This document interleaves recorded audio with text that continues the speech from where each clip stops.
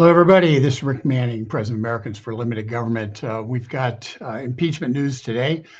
We've had the speaker talk about the impeachment today. We're going to show you a video from James Comer, the chairman of the House Oversight Committee, who's been investigating the financial dealings of President Biden and his son Hunter. And we're going to first start, though, with the news that you've probably all heard, that Hunter Biden has been indicted for 9 criminal charges in a federal tax case by the special counsel, the same special counsel who for 5 years couldn't find anything and eventually settled on a gun charge, and which he pled down to a misdemeanor, and said, gee, there's nothing to look at the financial records. Well, now that same prosecutor, now that he's the special counsel, is pursuing 9 criminal charges, and not surprisingly, he's filed these criminal indictments right before Hunter Biden was supposed to appear before the House Oversight Committee and give a deposition before the House Oversight Committee, putting a perfect shield for Hunter Biden, who can just claim, I can't say anything because the criminal charges that I face about anything that you're talking about, and just use this as a shield from talking to the House committee. So it's an interesting gambit, and it's certainly a suspicious one. But let's talk a little bit about the 9 charges, because there are some interesting things in it. Number one, basically includes failure to file and pay taxes, evasion of assessment over a number of years, evasion of assessment, and false and fraudulent tax return.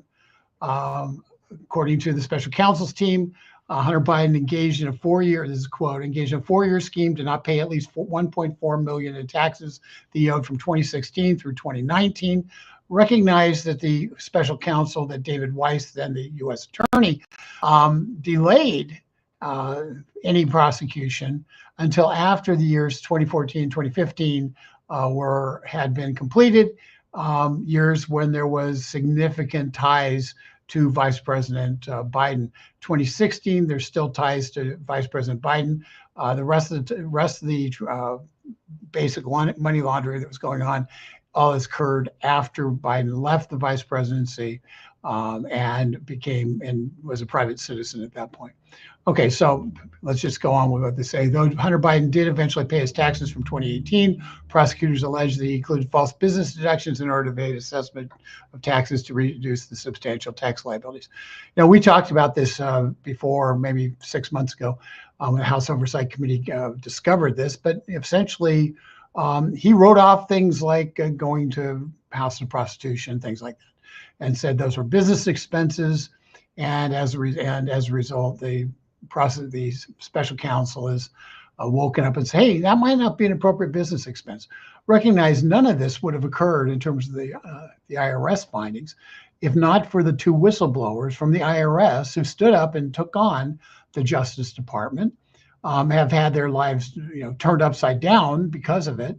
But they testified that this is what they found, and they were very frustrated with the U.S. Attorney David Weiss, now Special Counsel David Weiss, for failure to file charges on the tax returns that they had gone through and found at least a suspicion of malfeasance.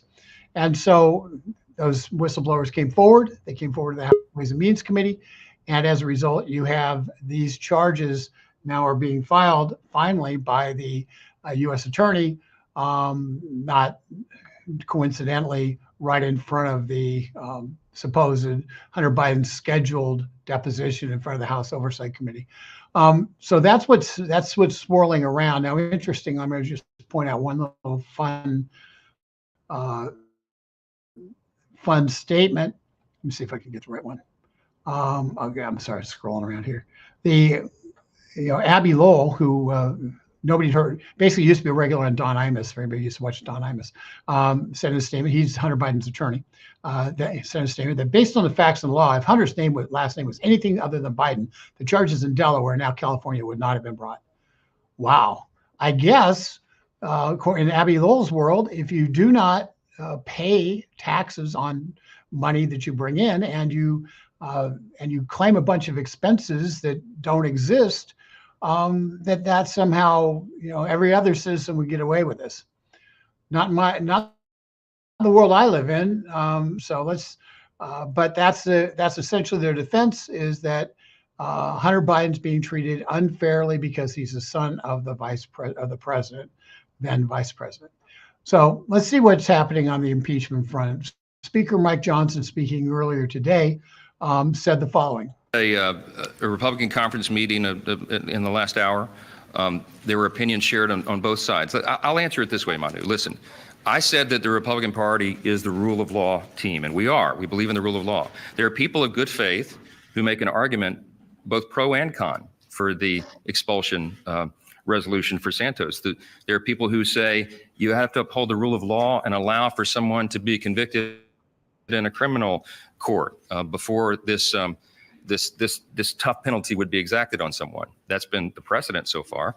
There are others who say, well, upholding the rule of law requires us to take this step now because some of the things that he's alleged to have done, the House Ethics Committee having done their job, are infractions against the House itself. And so what we've said is the leadership team. Okay, somehow we ended up with the Santos answer. So let's get the answer that I was. Thank you all for being here. These are serious times, and this is a very serious matter. And I've said many times over the last few years, because impeachment has been an issue that we've all become all too familiar with, that next to the declaration of war, you can make an argument that impeachment may be the heaviest power that Congress holds. That constitutional responsibility lies with the House. We have a duty to pursue the facts where they lead. John Adams famously said facts are stubborn things, and you heard a recitation of that here this morning. These facts are alarming. They're alarming to the American people. They are alarming to us. And so while we take no pleasure in the proceedings here, we have a responsibility to do it. We're very proud of the work of these three chairmen that you've seen here, Chairman Comer and Jordan and Smith. They've done an exceptional job in uncovering the obvious corruption. And you've heard it here summarized this morning very succinctly. President Biden and the Biden family. We owe it to the American people to continue this process, but to do it methodically and transparently. Many of you know I'm a lawyer, I'm a constitutional law attorney. I served on President Trump's impeachment defense team twice. And we lamented openly and we decried how the Democrats politicized that process. They were brazenly political in how they brought those meritless impeachment charges against the president. What you're seeing here is exactly the opposite. We are the rule of law team. The Republican Party stands for the rule of law. And the people in charge of this are doing this thoroughly, carefully, methodically. They're investigating and gathering all the facts. And to do this appropriately and to do it in a manner that upholds our constitutional responsibility requires time. It requires a sound process. You don't rush something like this. You can't if you're going to have fidelity to the Constitution. These chairmen are committed to proceeding in that manner. And that's what you're seeing. We've heard from whistleblowers, Biden business associates, legal experts, and now we have reached the point in the investigation that we need to hear from a handful of really key witnesses in this. The chairmen have issued a few dozen subpoenas, and we expect that those are to be complied with in an expeditious manner. We're not prejudging this. We will follow the facts wherever they lead. Again, that's our constitutional duty. And I fully support our chairman in their efforts, and we'll have a lot more to share on this in the days ahead. We'll take a few questions if you want to do that. Okay, so the Speaker Johnson is talking about, remember when Kevin McCarthy said that we were going to have, in terms of going into a declaration of independent inquiry, of a impeachment inquiry, and he was doing that based upon being the Speaker.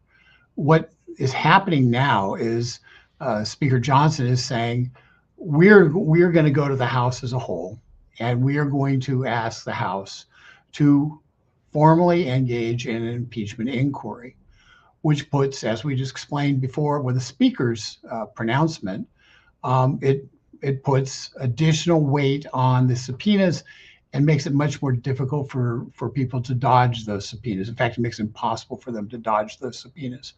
As a result, that is so that's where they're heading now, is to have the full House vote on that.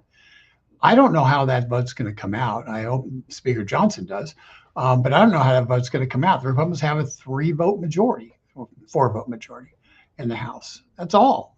What you heard before was Speaker Johnson, which I inadvertently played, was him talking about them taking action to throw out Representative George Santos, and vacating a Republican seat, meaning one less vote for impeachment. So they have a very, very narrow majority in order to get an impeachment inquiry approved by the House.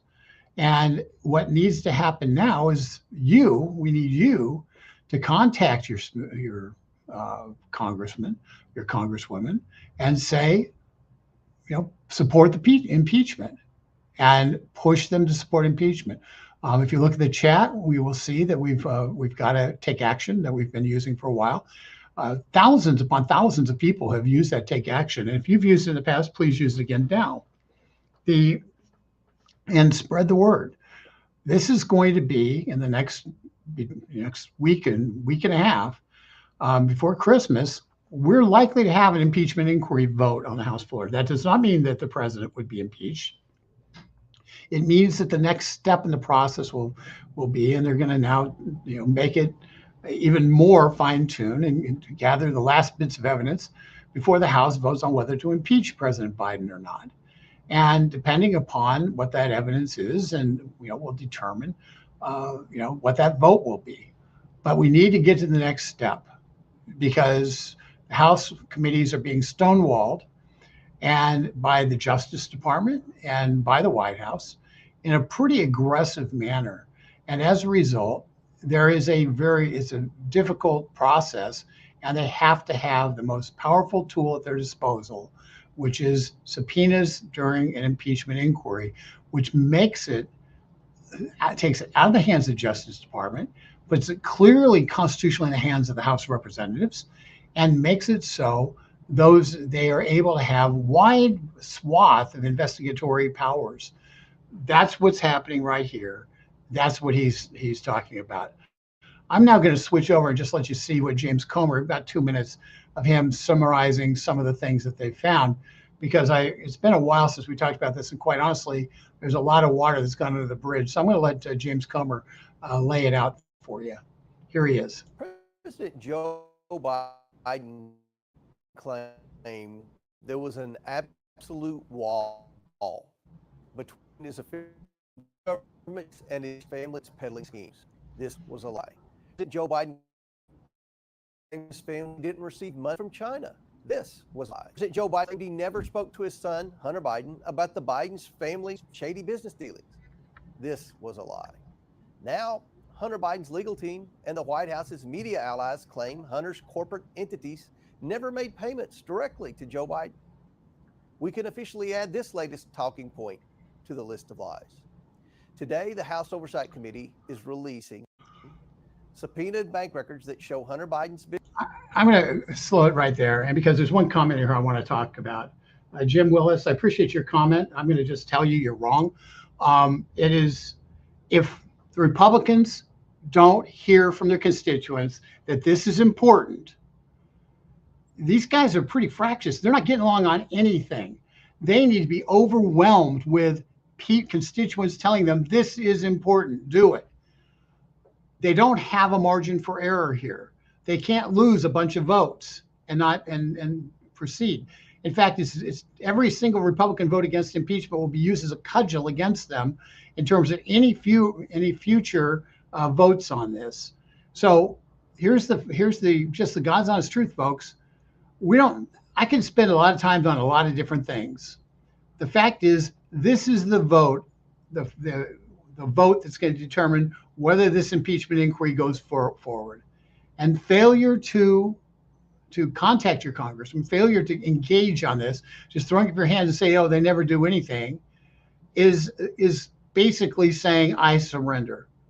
I can't tell you what they're going to do. I can tell you, Speaker Johnson would be an idiot to bring it up if they don't have the votes.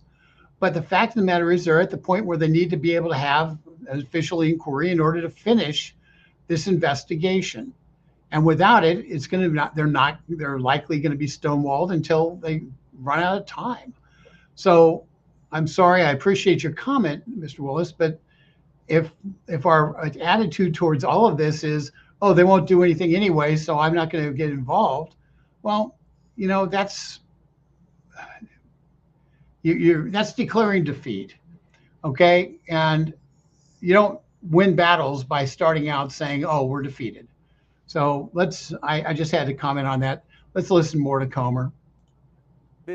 Business entity, a Wasco PC, made direct monthly payments to Joe Biden. This wasn't a payment from Hunter Biden's personal account, but an account for his corporation that received payments from China and other shady corners of the world. At this moment, Hunter Biden is under an investigation by the Department of Justice for using a Wasco PC for tax evasion and other serious crimes. And based on whistleblower testimony, we know the Justice Department made a concerted effort to prevent investigators from asking questions about Joe Biden. I wonder why. The more we learn, it appears the Justice Department was trying to cover up for the Bidens until brave IRS whistleblowers came forward and a federal judge rejected the sweetheart plea deal. Payments from Hunter's business entity to Joe Biden are now part of a pattern revealing Joe Biden knew about, participated in, and benefited from his family's influence peddling schemes. When Joe Biden was vice president, he spoke by phone, attended dinners, and had coffee with his son's foreign business associates. He allowed his son to catch a ride on Air Force Two at least a dozen times to sell the Biden brand around the world. Hunter Biden requested office keys to be made for his office mate, Joe Biden, in space he planned to share with a Chinese energy company. We've revealed how Joe Biden received checks from his family that were funded by the Biden's influence peddling schemes with China, no less. The House Oversight Committee continues to investigate Joe Biden's involvement in his family's domestic and international business schemes at a rapid pace. We will continue to uncover the facts and provide transparency about the findings of our investigation. President Biden and his family must be held accountable for this blatant corruption. The American people expect no less. President Joe. There you go. That's Comer's statement, and I hope that helps you guys. I'm just going to read some of these. Mary Alice Finto. I'm really glad you brought this up, Mary Alice. Isn't Mike Johnson meeting Biden at the White House? Oh, and don't forget, President of Ukraine is going to be there too. Close our wide open borders. It seems like everyone's corrupt in Washington, D.C. One of the interesting things is Mike Johnson Speaker Johnson has actually made it very clear to the Biden administration, to everybody, that without closing our borders, without taking the actions to close our borders, without dealing with the immigration thing, there's not going to be money for Ukraine. So he's actually singing from the same song sheet you are.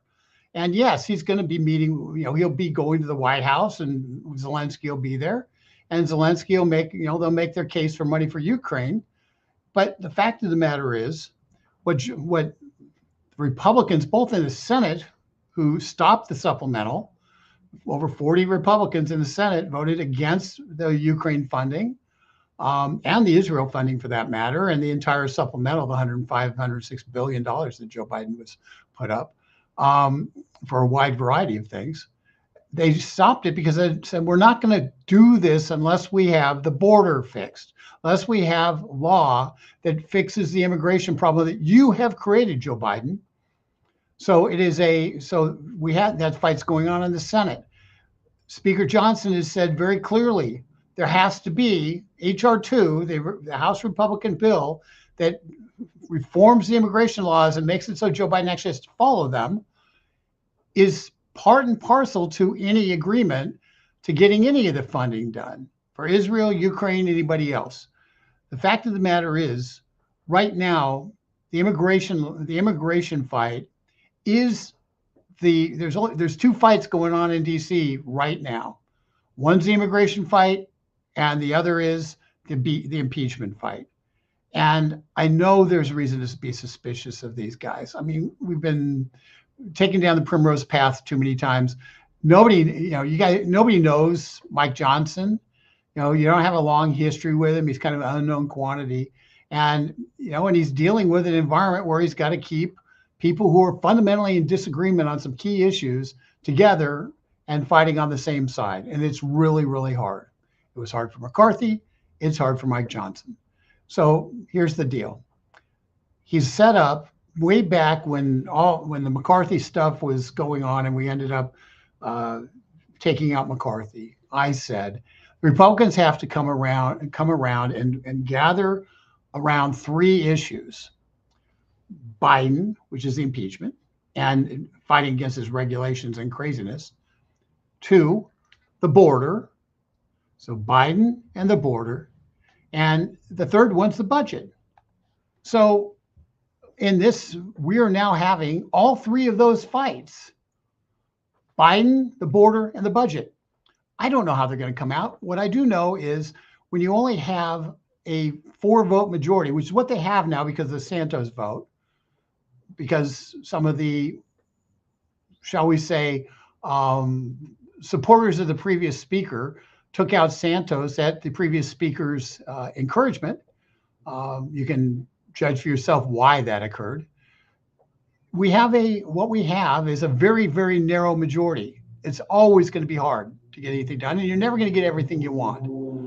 But they're laying out the fights along the right issues, protecting our country from the invasion that's going on. That's a key fight. That's what they're fighting about. It's fundamental, and both on the Senate and the House side, they're fighting about it. They may not get it completely right, but they're fighting about it. Understand that. The budget, they're fighting over the budget. Am I frustrated as heck with some of the things that have happened? Absolutely. There's a lot of great changes to the government, to things that Biden policies that are within a lot of those appropriations bills that haven't been passed yet. Frustrated? Absolutely. Have I given up, thrown my hands and given up? No, because ultimately they're going to pass something. And the question is, are they going to pass something that fits within the debt ceiling deal they did or not? Are they pass stuff that actually limits the size and scope of government? Well, that's what we're fighting for every single day. And the Biden impeachment, it's hard. It's going to happen on a partisan basis. You're not going to get Democrats voting for impeachment. So consequently, you're going to need to get virtually all the Republicans to vote for impeachment and for expanding the impeachment inquiry. That's the vote that's going to happen the next before Christmas, is a vote on the impeachment inquiry. Are they going to be able to have more power in exercising this impeachment, the Comer actions and the like?